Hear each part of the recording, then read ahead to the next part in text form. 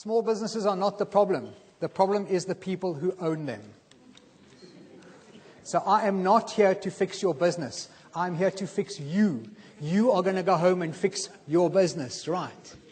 Which means you're going to do something from today. From this afternoon, you're going to start doing something a little bit different, whatever it is. I'm going to take you through 7 exercises. You decide. Why do I want you to start today? Because here's another point. A business strategy or a plan is not about what you're going to do in the future. It's about what you're going to do today in light of how you'd like the future to look.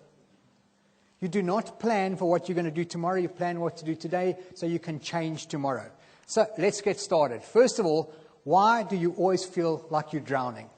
In your small little business, this is what happens. In the beginning, one day you woke up and you had an idea. You thought to yourself, I've had enough of this. I'm tired of working for my boss at the moment. I want to start a new business.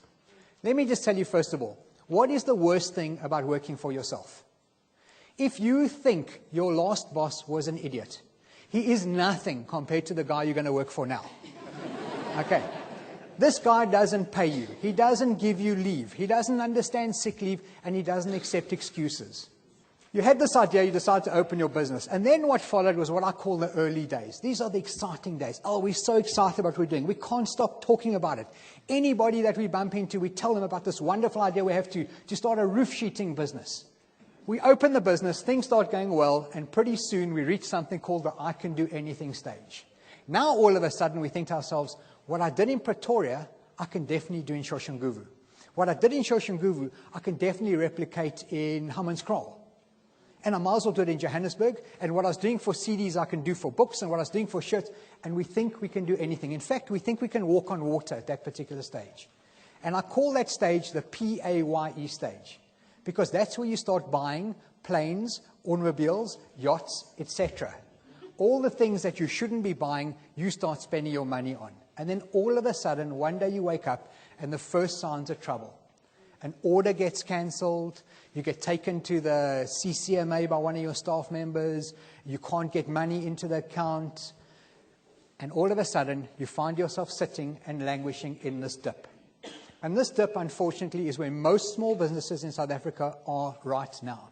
We're just kind of sitting there. As I said to you guys, every single April, without fail, I go through that dip. Every single April, I think to myself, time for a job.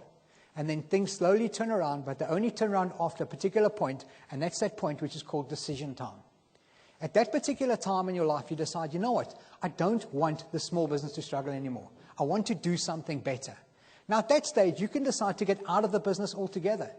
You might say, this isn't for me, I need to go find a job. Or you might say, I'm going to carry on doing what I'm doing, but I'm going to do it different, and I'm going to do it better. Whatever happens, no bad decisions, make a decision. Once you've made the decision, that's where the real work starts. You start doing all the things you should have done in the beginning. You actually register for VAT and you pay it over. And that's where the reward comes. And by the way, I just want to warn you, this is a wave. It keeps coming back week after week, month after month, year after year. But the good news is that successful small businesses are those that realize that they're in the dip and get out of there as quickly as possible. And that's up to you. Today, what I'm going to do is I'm going to take you through a 7-step plan on how to turn your business around. But before I do that, I want to mention the 7 mistakes that all small businesses make, and I include myself in this.